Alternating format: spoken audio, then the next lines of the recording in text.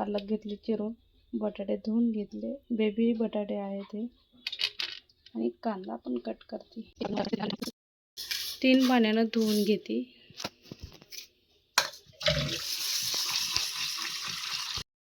मस्त 3 पाण्यानं धुवून घेतली. किती पॅकेटची ऑर्गॅनिक डाळ असो किंवा कुठलीही असो, तांदूळ किती पॅकेटचे असो, छान धुवून घ्यायचे, मगच शिजवून घ्यायचे. मी राहिलेला तांदूळ मस्त भरून ठेवला. सुरू करा. त्यामध्ये टाकलं तूप टाकते मी, बाळाला खाऊ बनवायचं असेल तर. त्यामध्ये टाकते कांदा,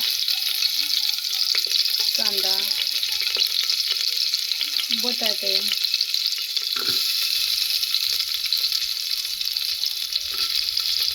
आणि फ्लावर हा नंतर टाकेल मी टोमॅटो सोबत, आणि पालक हे नंतर टाकेल.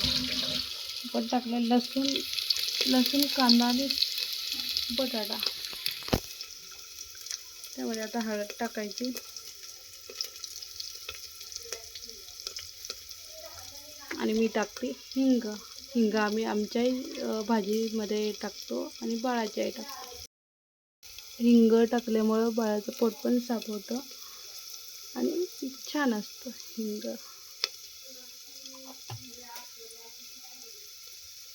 आणि थोडेसे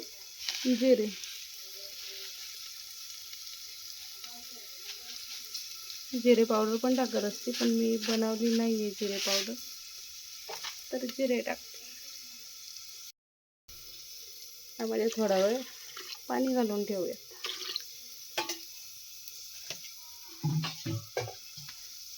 मस्त असं मिक्स करून घ्यायचं.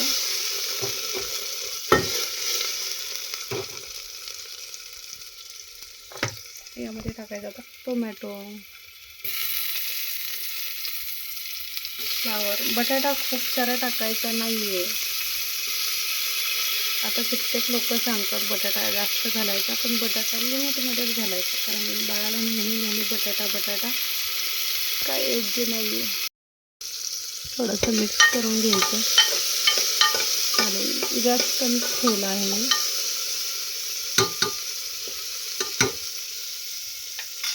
नंतर कोथिंबीर घालताना पण लिमिटमध्येच घालायची. पालक थोडीशी घेतलेली. उगाच काहीतरी एक्स्ट्रा घालून आहे ना, त्याची सवय बदलती. बाळाला खावा नाही वाटत असं.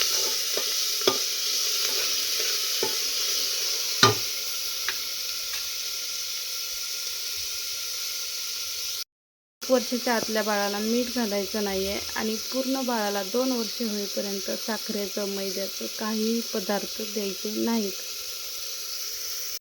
आपण टाकून घेतो आता हे डाळ वगैरे सगळं.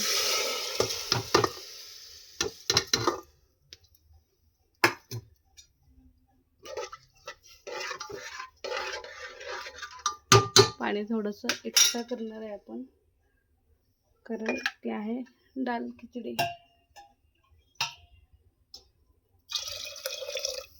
असं, आणि कुकरचं झाकण लावूया. आता आपल्या शिट्ट्या झाल्या की आपण गॅस बंद करून घेऊया. खाऊ तयार आहे.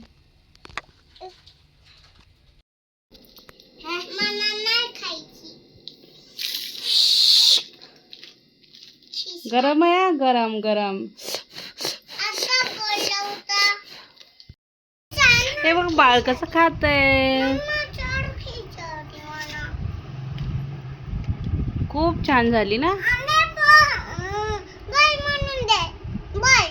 हा, बॉल बनवून देते. कसे आहे?